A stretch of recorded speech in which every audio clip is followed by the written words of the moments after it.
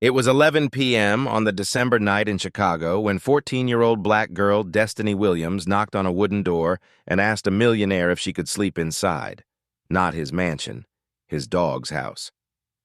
Matthew Sterling stood frozen, not from the 12-degree cold, but from the impossible question hanging in the air between them. "Sir, your dog's house looks warmer than where I've been staying. Could I please sleep in there tonight? I won't steal nothing." The wind cut through the Gold Coast street like broken glass. Behind Matthew, heat poured from his brownstone's open door. Before him, a child shivered so violently her words stuttered. "What would you do?" "Before you answer, know this." His reply didn't just save her life. It exposed a nightmare hiding in plain sight. Drop a comment right now. What would your honest first instinct be? 12 hours earlier, Matthew Sterling had sat in a glass-walled boardroom 40 stories above Lake Michigan, watching numbers scroll across screens that represented more money than most people would see in 10 lifetimes. Sterling Industries, tech infrastructure, 700 employees, market cap in the billions.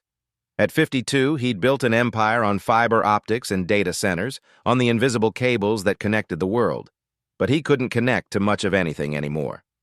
His assistant had brought coffee in a porcelain cup, the good china, the kind his wife Sarah used to insist on because small dignities matter. 3 years since cancer took her. 3 years of that empty brownstone in the Gold Coast where heated floors warmed empty rooms and a golden retriever named Gatsby was his only companion who didn't want something from him. The dog had it better than most humans, if he was honest. Sarah's last project before the treatment stopped working had been Gatsby's house. Handcrafted cedar, solar-heated floors, weatherproof insulation that could withstand Chicago's cruelest winters.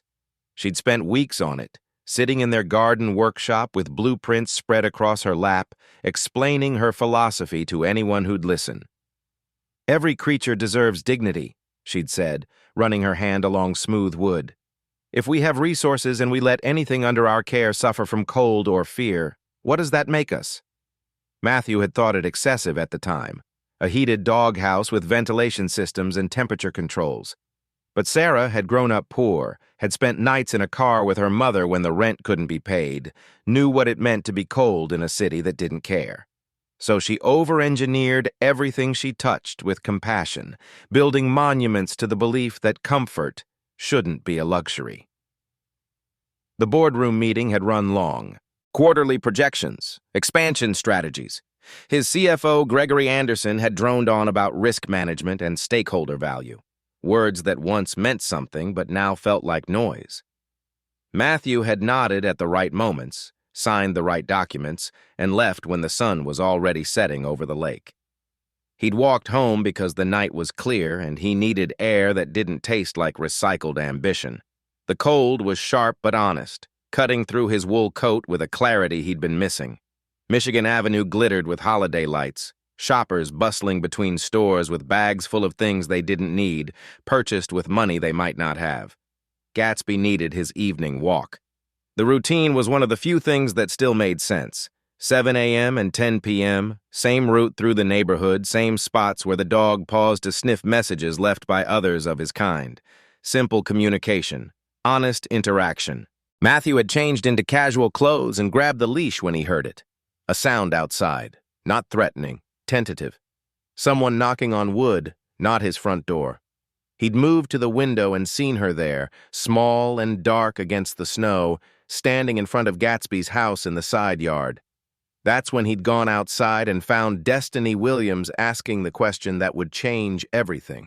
14 years old, though she looked younger in the dark, black girl, thin in a way that spoke of missed meals, wearing a jacket meant for October, not December's teeth. Her breath came out in clouds, visible proof of the cold trying to kill her. But what struck him wasn't her appearance. It was her eyes. She didn't look away when he approached, didn't run, stood straight despite the shivering, met his gaze with something that looked like dignity holding on by its fingernails. "How long have you been out here?" he asked. "Long enough to know that doghouse is nicer than most shelters," she replied, and her grammar was too good, her phrasing too self-aware for someone who'd been on the streets long. Matthew looked at Gatsby's house, Sarah's creation. Solar panels catching moonlight, heating elements keeping the interior at 68 degrees while a child froze 3 feet away. The absurdity of it hit him like a physical blow. "That's not a kennel," he heard himself say. "That's a heated, insulated structure my late wife built because she believed every creature deserves dignity." "Then your wife understood something about cold that most people don't." Destiny's voice was steady despite the shaking. "She built it for a dog because she had the power to. That's more than most folks do for anything." Something in her words cut through his practiced detachment. This wasn't a child asking for handouts. This was a person negotiating for survival with whatever leverage she could find. "What's your name?" he asked. "Does it matter?" She wrapped her arms tighter around herself. "Tomorrow I'll just be another kid you didn't help." The challenge in her voice reminded him of someone. His sister Melissa, who'd been 14 when she disappeared from foster care 35 years ago, who'd had that same defiant tilt to her chin, that same refusal to be pitied even when the world had failed her at every turn. Behind Matthew, his front door stood open, heat pouring into the winter night like money being burned. Before him, a child calculated whether freezing was better than trusting a stranger. The mathematics of desperation. Gatsby barked from inside, curious about the delay in his routine. Matthew made a choice. "Come inside." The words left his mouth before his brain could catalog all the reasons this was complicated. "Just for tonight." Destiny's eyes narrowed. Street smart. Suspicious. "Why would you do that?" "Because someone should have done it for my sister." The honesty surprised him, raw and unplanned. "She was your age when she vanished. Nobody helped her. I'm not making that mistake twice." Something flickered across Destiny's face. Not trust, not yet, but a crack in the armor. She followed him up the steps but kept distance between them, her hand hovering near her pocket where he suspected she kept something sharp. Smart girl. Dangerous world. The warmth inside hit them both, but she didn't relax. She stood in his foyer like a deer calculating escape routes, taking in everything with eyes that moved too fast, noticed too much. She clocked the security panel by the door, the positions of windows, the knife block in the kitchen visible through the doorway. Survival arithmetic. Gatsby patted over, tail wagging, and that's when Destiny's shoulders dropped half an inch. She knew how to read dogs better than humans, which told Matthew everything about her life. She knelt slowly, let the retriever sniff her hand, scratched behind his ears with the practiced ease of someone who understood pack dynamics and earned trust. "He's a good boy," she murmured, and for the first time her voice lost its defensive edge. "He is." Matthew moved to the kitchen, giving her space. "Are you hungry?" Stupid question. Of course she was hungry. But she didn't leap at the offer, just nodded once, still wary. He pulled out ingredients without overthinking it. Sarah's recipe for hot chocolate, the real kind. Cocoa powder and vanilla and cinnamon mixed with whole milk heated on the stove. Not the instant powder. Small dignities. He made 2 cups while Destiny sat at the kitchen island, coat still on, ready to run. He slid 1 mug across the marble countertop. Didn't crowd her. Let her pick it up when she was ready. Her fingers wrapped around the ceramic, and he watched her face change. The heat against her palms, probably the first real warmth she'd felt in days. She inhaled the steam, vanilla and chocolate and cinnamon, and something in her expression cracked. Not broke, just softened. She took a sip. Small at first, testing, then another, longer, the warmth spreading from throat to chest to fingers. Matthew saw her close her eyes for just a second, allowing herself 1 moment of not having to watch everything. "Thank you," she whispered. He nodded. Gatsby had settled at her feet, a warm weight against her legs. Matthew noticed she'd positioned herself with her back to the corner, facing all entrances. Even in comfort, she calculated danger. "When's the last time you ate something hot?" he asked gently. She thought about it. "Tuesday, maybe? Soup kitchen on Clark Street. They ran out before I got seconds." Today was Saturday. Matthew opened his refrigerator, pulled out containers. Leftover roast chicken, fresh bread, butter, cheese. He made her a sandwich without asking permission. Thick slices, real ingredients, the kind of food that carried weight. Set it in front of her with a napkin. She looked at it like it might disappear, then at him, searching for the price. There was always a price. "No strings," he said quietly. "You're cold and hungry. This is just food." She picked up the sandwich. Ate slowly at first, maintaining control, but hunger won out and she finished it in minutes. He made her another. She slowed down on the second one, her body starting to trust that there would be enough. "Why do you have 3 locks but only use 2?" she asked between bites. Matthew blinked. "What?" "Your front door, 3 deadbolts, but the middle one isn't engaged, and you changed your alarm code recently. The 2 button is worn different than the others except 0 and 7, which are older wear." He stared at her. She was right. All of it. He'd changed the code 6 months ago after firing a housekeeper. The middle deadbolt had been broken since Sarah died, and he hadn't bothered fixing it. "How did you—" "You learn to notice things when you need to know who's dangerous." She took another sip of chocolate, held the warmth. "Your housekeeper is new. She put the coffee mugs in the wrong cabinet. There's dust rings." Matthew felt something shift in his understanding of this girl. This wasn't just survival instinct. This was intelligence operating at a level most adults never reached. Observational genius born from necessity. "Where did you learn to see like that?" "You learn to read people when staying invisible keeps you alive." She set down the mug. "You're safe, though. I figured that out in the first minute." "How?" "Your shoes. Expensive, but you walked home instead of driving. You stopped to look at a dog before noticing me. And you haven't asked me to leave, even though I know you're thinking about all the reasons you should." She met his eyes. People who are dangerous don't hesitate. Matthew leaned against the counter, reevaluating everything. "How long have you been out there?" 6 weeks, she said it simply. Give or take. And before that, her walls came back up. "A place I needed to leave." He didn't push. He understood something about the spaces people needed to protect. Instead, he said, "I have a guest room, or you can sleep on the couch if you prefer. Your choice." "Couch," she said immediately, closer to exits. He brought down pillows and blankets from the linen closet, soft cashmere throws that Sarah had loved, Egyptian cotton pillowcases that cost more than most people's monthly rent. He watched Destiny touch them like they were made of something unreal, her fingers tracing the fabric with reverence. She made up a bed on the couch with military precision, folding corners tight. Gatsby settled on the floor beside her without being asked, as if he understood his job was guardian tonight. "Thank you," she said again, and this time there were tears at the corners of her eyes that she blinked away fast. "Most people would have called the cops. Most people don't know that sometimes the system is what you're running from." Matthew moved toward the stairs, giving her privacy. "Bathroom's down the hall. Lock any door you want. You're safe here." "Sir?" Her voice stopped him. "What's your name?" "Matthew. Matthew Sterling. I'm Destiny. Destiny Williams. Good night, Destiny." "Good night." He climbed the stairs to his bedroom, but didn't sleep for hours. Downstairs, he heard Gatsby's quiet breathing and the occasional rustle of movement. A girl checking locks, making sure of exits, learning whether safety was real or another lie this city told.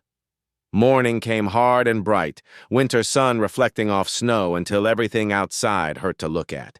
Matthew woke to silence downstairs and for a moment wondered if he'd dreamed the whole thing.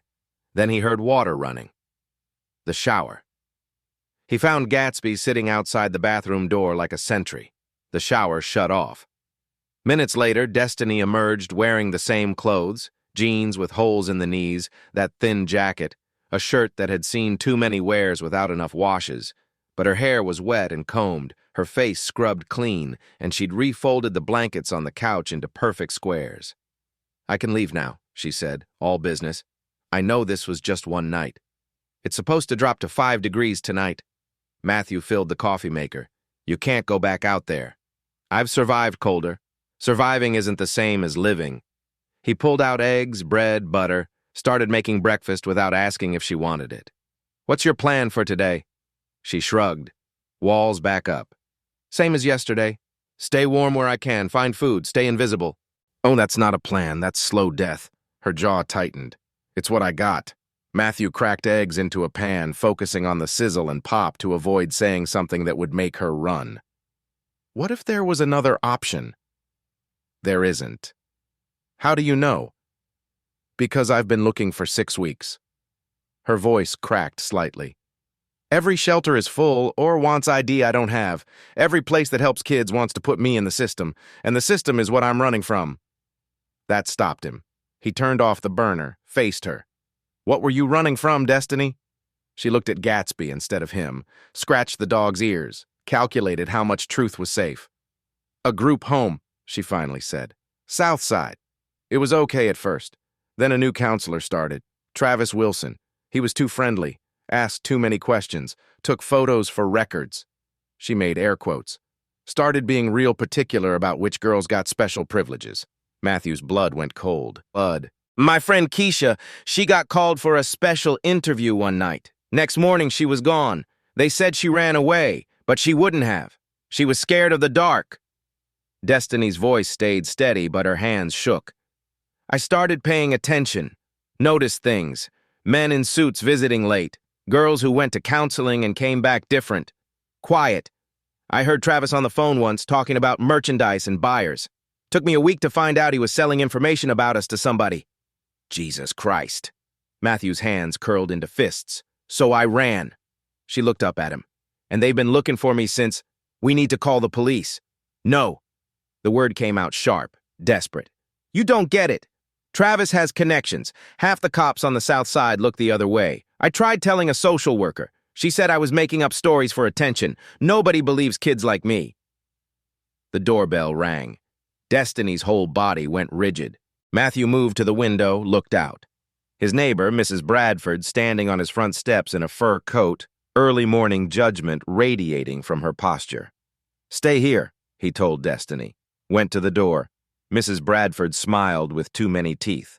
"Matthew, good morning. I wanted to check on you. I saw you had company last night." "A friend's daughter," he lied smoothly. "She missed her train, needed a place to stay." "Ah."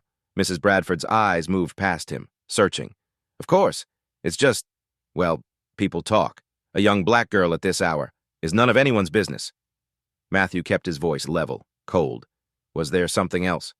"I'm simply concerned about appearances, dear. You're a prominent businessman. These situations can be misunderstood." She lowered her voice conspiratorially. "There are proper channels for charity, facilities designed for her situation. She's not a situation. She's a person." Of course. I simply meant—" "I know what you meant." Matthew stepped back. "Thank you for your concern. Have a good day, Mrs. Bradford." He closed the door before she could respond. Turned to find Destiny standing in the hallway, face carefully blank. "She said facility like I'm a problem to be contained," Destiny said quietly. "She's wrong. She's rich. Rich people are never wrong in their own heads." Matthew wanted to argue but couldn't.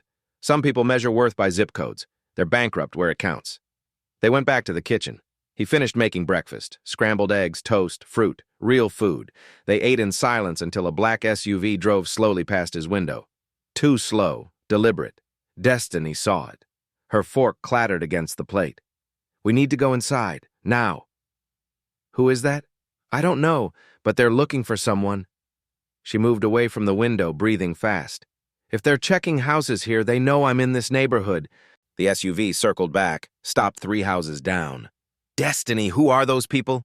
She looked at him, fear cutting through all her careful control. "The men in that car?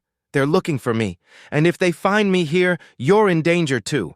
I should leave. Protect you." "No." Matthew moved to the window, memorized the license plate. "If someone's hunting you, we don't hide, we fight. You don't understand. These people—" "I understand that you're 14 and scared and brave as hell." He pulled out his phone. "I have resources, money, lawyers, connections. We're going to figure this out." "Matthew, you asked to sleep in my dog's house because you needed dignity and shelter. My wife built that house because she believed everyone deserves both." He met her eyes. "I'm not letting you go back out there. Not to them, not to the cold. We're solving this." Destiny's face crumpled for just a second before she caught it. "Why are you doing this?" "Because 35 years ago my sister needed someone to fight for her and nobody did." His voice roughened. "I'm not making that mistake twice." The SUV drove away, but they both knew it would be back. Monday morning brought consequences. Matthew's phone started ringing at 6 a.m.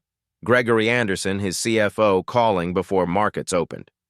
"We need to talk," Gregory said without preamble. "The board has concerns." About what? Don't play dumb, Matthew. Margaret Bradford called half the board yesterday. Something about you harboring a runaway minor? Gregory's voice carried that particular tone of controlled panic that rich men used when reputation was threatened. This is a liability nightmare. She's not a runaway. She's escaping abuse. Then call the proper authorities. The proper authorities failed her. Matthew paced his kitchen while Destiny sat at the island pretending not to listen. She came to me for help. I'm helping her. Keeping her in your house? Without guardianship? Without notifying anyone? Papers rustled on Gregory's end. Legal called me at midnight. Do you understand the optics? A 52-year-old single man, a 14-year-old girl. Don't. Matthew's voice went cold. Don't finish that sentence. I'm trying to protect you. The company. We have shareholders, Matthew. Stakeholders. Your personal reputation is corporate reputation. This girl, her name is Destiny. This girl is not your problem to solve. There are systems in place.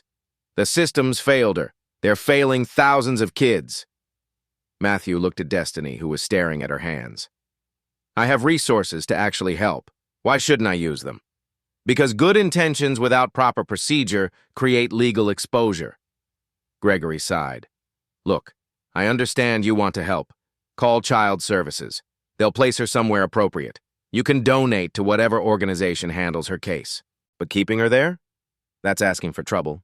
She stays. Matthew, I'm asking for 72 hours, Gregory. 3 days to figure this out properly. Get her a lawyer. Find out what she's running from. Do it right. Silence on the line. Then, 72 hours. But if this goes public, if there's any scandal, she goes to the authorities immediately. The board will insist. Am I clear? Clear. He hung up. Destiny was crying silently, tears streaming down her face without sound, like she'd learned to grieve without permission. I'm sorry, she whispered. I'm ruining your life. You're saving it, actually. Matthew sat across from her. I've spent 3 years sleepwalking. You woke me up. Your friend wants me gone. Gregory wants to protect the company. That's his job. My job is to protect you. He slid his phone across the table. I need to know everything, Destiny. The group home, this Travis Wilson, the girls who disappeared. If we're fighting this, I need ammunition. She wiped her face, took a breath, started talking. The story came out in pieces. The Southside group home had 43 kids, rotating staff, not enough oversight. Travis had started 6 months ago as a youth counselor. At first, he seemed nice, bought pizza for movie nights, gave girls who behaved special privileges, later bedtimes, extra phone time, then the photographs. For records, he said, headshots, full body, detail shots that made them uncomfortable, but he was staff, so they complied. Then the interviews, private, one-on-one. Questions about family. Did anyone visit? Would anyone notice if they missed a week? Questions about plans. Did they want to age out or go to college or travel?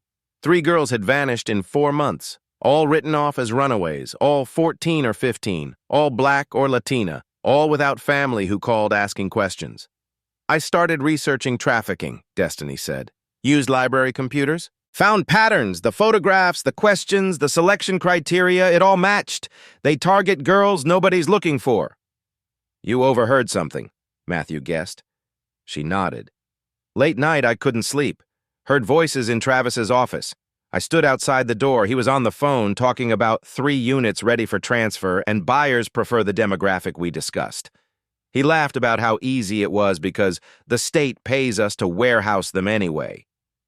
Matthew felt rage building behind his ribs. Next day, my friend Keisha got called for a special interview. That night, she was gone, bag still in her room, asthma inhaler still on her nightstand. She wouldn't run without it. Destiny's voice cracked. I knew what happened, knew I was probably next. So I grabbed what I could carry and went. Did you tell anyone? A social worker came by 2 days later. I pulled her aside, told her everything. She wrote notes, said she'd look into it. Next morning, Travis pulled me aside, asked if I had concerns I wanted to discuss privately. He knew I'd talked. She looked up at Matthew. That's when I knew he had people protecting him, so I ran. Matthew stood, paced, trying to channel fury into strategy. Okay, here's what we do. I'm calling my lawyer, best family attorney in Chicago. We document everything you remember, names, dates, descriptions of these men. Then we go to the FBI, not local cops. What if they don't believe me? They will, because I'm a credible witness now. You told me and I'm reporting it. He pulled out his laptop. And because we're going to find proof. He started searching. Sterling Industries had contracts with half the city's infrastructure. That meant access to data, security footage, traffic cameras. Over the next hours, with Destiny describing locations and dates, Matthew pulled surveillance footage from intersections near the group home. Time-stamped vehicles. License plates on late-night visitors. One plate kept appearing, registered to a shell company. More digging revealed a property management firm.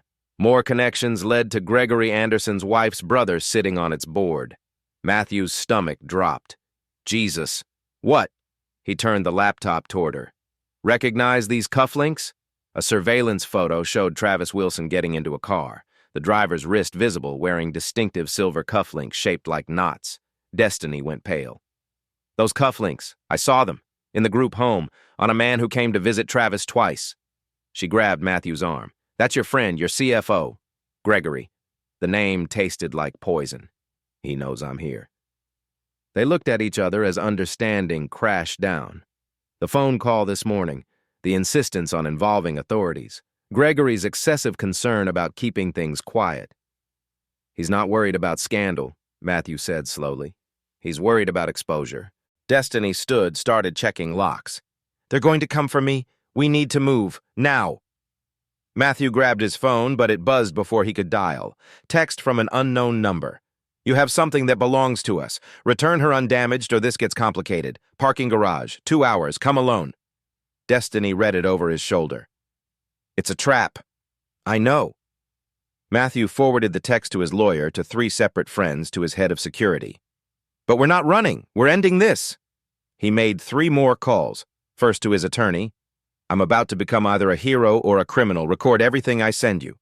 Second to a private investigator he'd used for corporate cases. I need everything on Travis Wilson and Gregory Anderson in 90 minutes. Third to Sterling Industries head of security. Follow me to an address. Stay hidden. If I don't walk out in 30 minutes, call the FBI. Matthew. Destiny's voice was small. You don't have to do this. Yes, I do.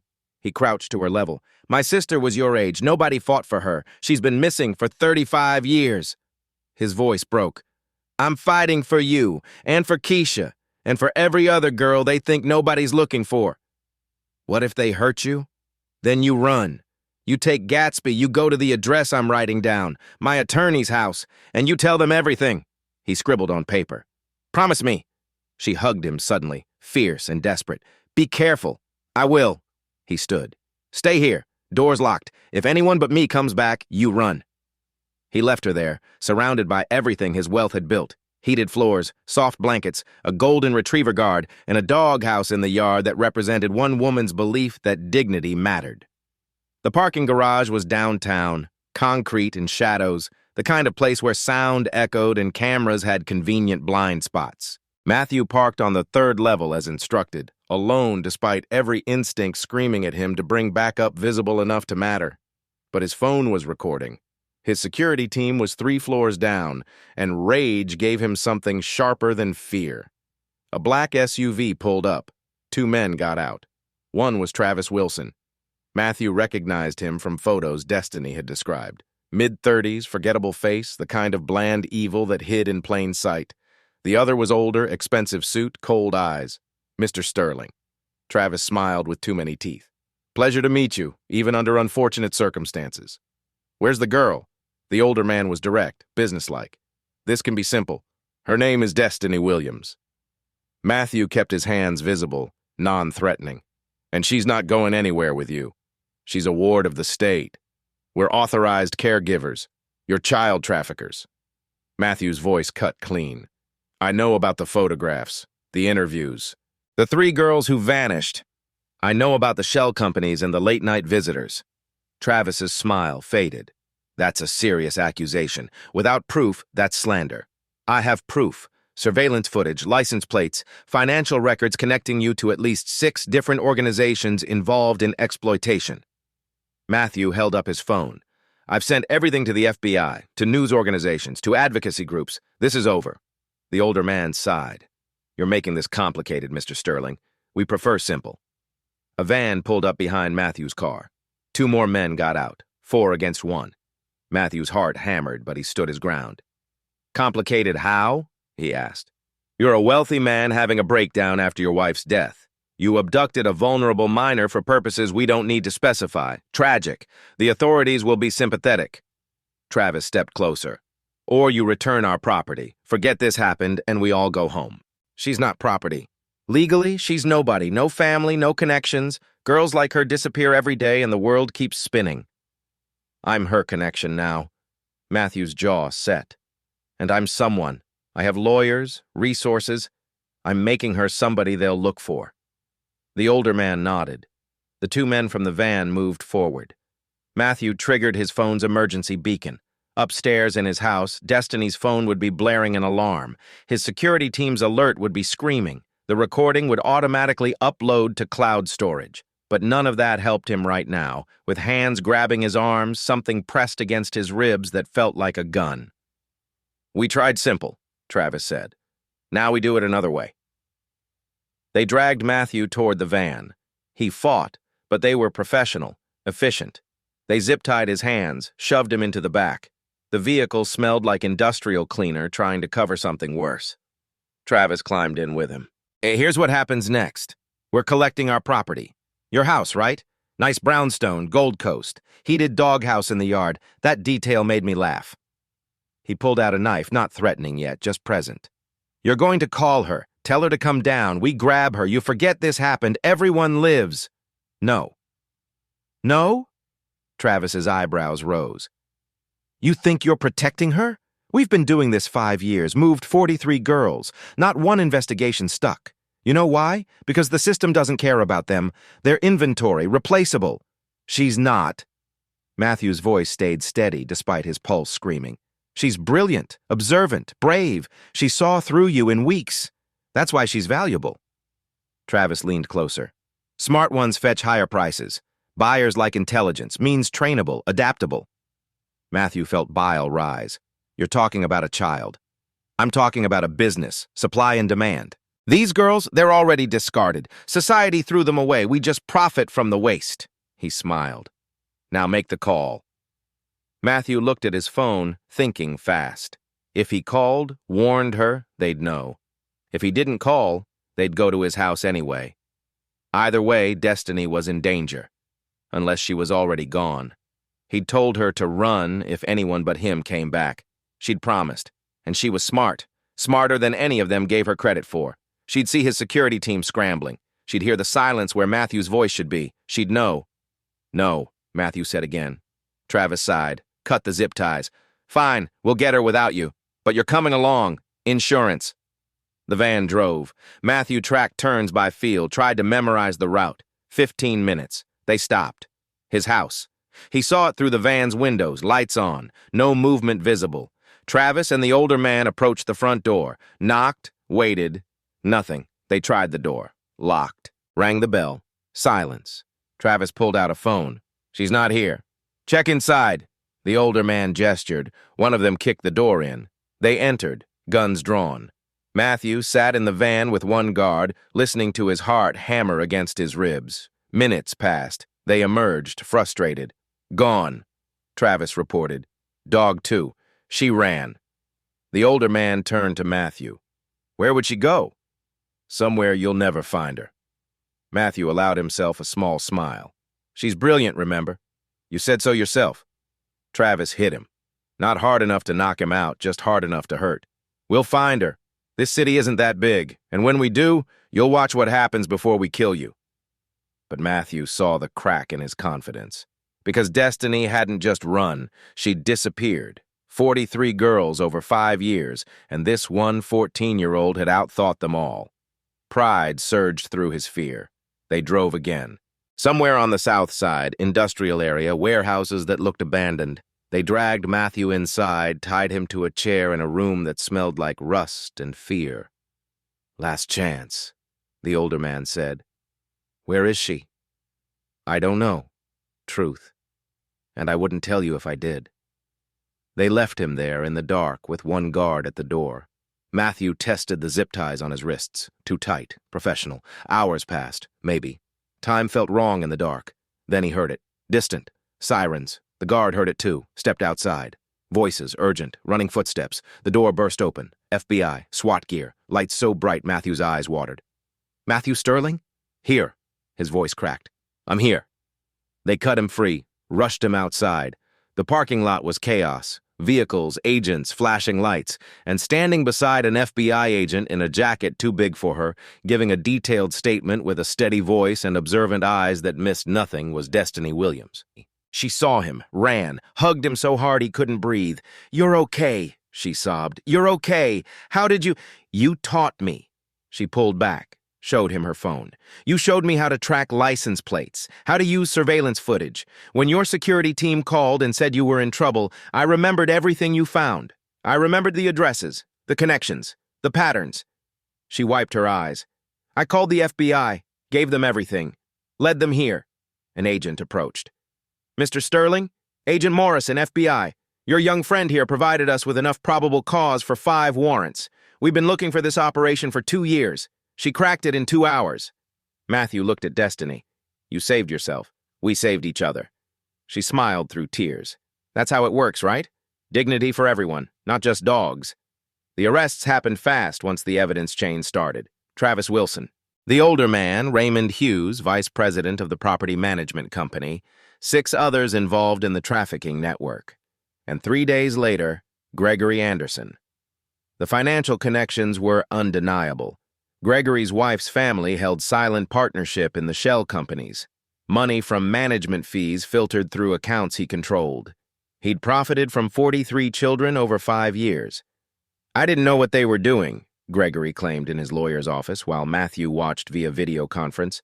I invested in property management, legal business. You knew. Matthew's voice was cold over the speakers.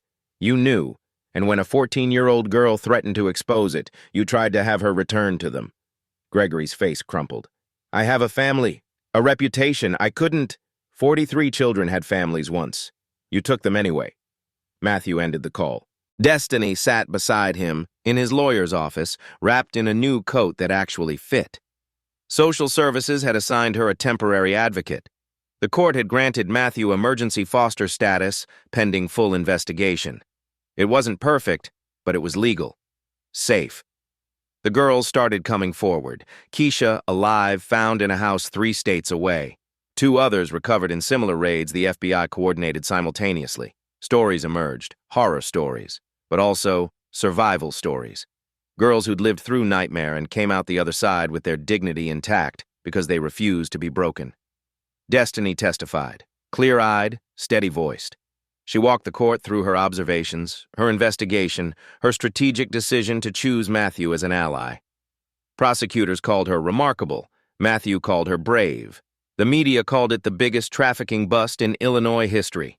13 girls recovered, 23 people arrested. Networks in 4 states exposed.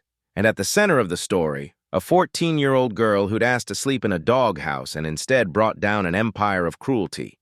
Reporters camped outside Matthew's house for weeks. He hired security, installed better cameras, put up gates that Gatsby barked at. But inside, life found a rhythm. Destiny enrolled in school. Matthew pulled strings to get her into a good one with therapy services and patience for trauma. She struggled at first, couldn't sit with her back to doors, couldn't sleep without checking locks 3 times, couldn't trust that safety was real. But slowly, winter became spring. The doghouse sat in the garden, empty now that Gatsby preferred sleeping at Destiny's door. She'd pass it sometimes, run her hand along the cedar panels Sarah had crafted, and say quiet thank yous to a woman she'd never meet but whose philosophy had saved her life. One afternoon, 6 months after that December night, Destiny found Matthew in his study staring at blueprints. "What are you working on?" she asked. He looked up. "Remember how you said that doghouse showed you what care looks like?" "Yeah, I'm building more." He spread the plans across his desk. Emergency youth shelter, 40 beds, each one a private pod, heated, secure, small enough to feel safe, dignified enough to feel human.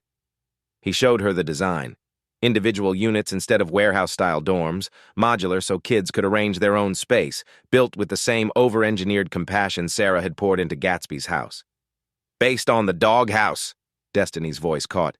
based on the idea that everyone deserves what she believed in. Matthew looked at her. I'm calling it Sarah's shelter, and I need a consultant who understands what these kids need, someone who's lived it, someone brilliant who sees what others miss. You want me to help design it? I want you to help run it. Eventually, when you're ready, when you want to. He smiled. You saved 13 girls by being brave. Imagine how many we could save by building something that actually works, Destiny cried. Happy tears this time, tears that tasted like purpose instead of pain. 1 year later, snow fell soft on Chicago, but inside Sarah's shelter, 32 young people slept warm. The building stood on the south side, walking distance from where Destiny had lived in fear, now transformed into a monument to the idea that dignity wasn't negotiable. The architecture mirrored what Sarah had built, small pods instead of institutional rooms, each with heating controls and locks that only the resident could open. Common spaces felt like homes, not facilities. Staff underwent rigorous screening. Trauma-informed care was mandatory, not optional. And in the central courtyard, preserved under glass and heated by the same solar system Sarah had installed, sat the original Doghouse. A bronze plaque beside it read, "Every young person deserves warmth, safety, and dignity." Sarah Sterling. Destiny stood in that courtyard now, 15 years old, preparing for the anniversary celebration. She wore a dress she'd picked herself, hair styled by choice, not necessity, confident in a way that came from knowing she belonged somewhere. Matthew found her there, adjusting the sound system for the speeches. Nervous? He asked. Terrified. She grinned, but the good kind. Guests arrived, donors, social workers, politicians who'd passed the legislation that Sarah's shelter had inspired, mandatory oversight for group homes, anonymous reporting systems, funding increases for youth services. 12 of the girls from the trafficking ring came, survivors supporting survivors. Keisha was there, healthy and thriving, working on her GED. The mayor spoke about systemic change. The FBI director praised cooperation between communities and law enforcement. Reporters documented everything. But when Destiny took the microphone, the room went silent. "A year ago," she said, "I knocked on a wooden door and asked a stranger if I could sleep in his dog's house. I was cold and scared and running out of options. I thought if I could just survive the night, maybe I'd figure out tomorrow." She paused. That stranger could have called the cops, could have said no, could have decided I was somebody else's problem. Instead, he invited me inside, made me hot chocolate, gave me blankets, treated me like I mattered. She looked at Matthew. But more than that, he listened. He believed me when I said I was in danger. He used his resources to fight for me. And when I got the chance, I used everything he taught me to fight back. Her voice strengthened. That's what this place is. It's not just shelter, it's partnership. It's adults who believe young people when we say we need help. It's safety that doesn't strip dignity. It's the idea that everyone deserves what that doghouse represented. She gestured to the glass enclosure. Sarah Sterling built that because she believed no creature under her care should suffer. She's gone, but her philosophy lives here. In every kid who sleeps warm tonight, in every staff member who sees us as people, not problems, in every policy that changed because we proved the system was broken. Applause erupted. Destiny waited for quiet. Keisha's here today. She's alive because we didn't stop looking. 12 other girls are rebuilding lives because one man decided a child in the cold mattered more than convenience. She smiled through tears. Matthew tells me I saved myself, but that's not true. We saved each other, that's the legacy. Not one hero. A community that decided dignity matters. More applause, people standing, cameras flashing. Matthew hugged her when she came off stage.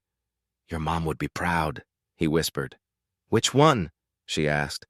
Because I think I have two now. He pulled back, surprised. They hadn't officially discussed adoption yet. The system was complicated. Her family history was tangled. Matthew Sterling, she said formally. When I'm ready and when it's legal, would you want to make the foster situation permanent? His eyes watered. Yes, absolutely yes. Good. She squeezed his hand. Because someone told me family isn't just blood. It's who shows up when you're cold. Outside, snow continued falling. Gatsby dozed in the courtyard, old now but content, surrounded by young people who stopped to pet him between activities. The doghouse stood as monument and reminder, a symbol that had evolved from excess to philosophy to revolution. Destiny watched through the window, warm and safe and home. Matthew Sterling didn't expect to become a father at 53. He certainly didn't expect it to start with a question about a doghouse on the coldest night of December, but sometimes the most important moments arrive disguised as impossibilities. A child in the cold, a choice between comfort and conscience, a tiny act of dignity that unravels into systemic change.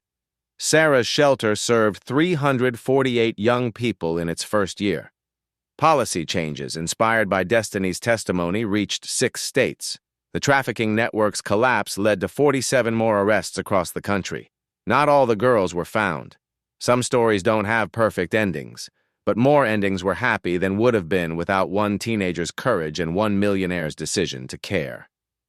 Destiny graduated high school with honors, applied to college studying social work and architecture, learning to build systems and spaces that honored the people inside them. She still checked locks 3 times before sleeping, still positioned herself near exits. Trauma doesn't disappear because the story ends, but she learned to carry it alongside joy, alongside purpose, alongside the knowledge that she mattered. The doghouse sits in Sarah's shelter courtyard still, weathered by seasons but carefully maintained. Young people visit it, touch the wood, read the plaque, and understand what it represents. Not luxury for animals while humans suffered, but a philosophy that every creature deserves care, expanded to its logical conclusion. Sometimes dignity starts small, a heated shelter, a cup of hot chocolate, an adult who believes you, and sometimes small dignities grow into revolutions. Here's my question for you. When was the last time someone's small act of noticing you changed everything? Or when did you offer that gift to someone else? The gift of being seen, being believed, being treated like you mattered. Drop your story in the comments. I read every one. And if this story moved you, if you believe every person deserves warmth and safety and dignity, hit subscribe. Because every week we tell stories about ordinary people facing impossible questions and choosing the harder right instead of the easier wrong. Hit that bell. Your attention matters. These stories matter. Thank you for listening.